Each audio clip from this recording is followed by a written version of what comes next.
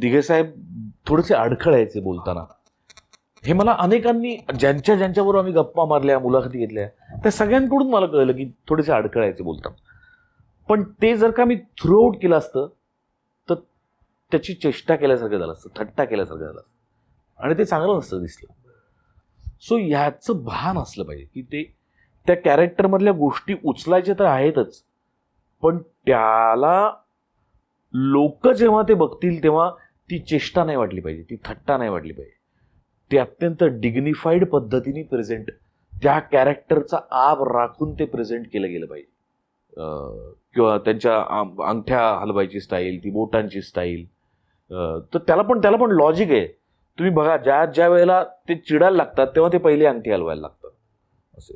मग तो ती थरथर बोटामध्ये येते, मग ती हळूहळू अशी यायला लागते.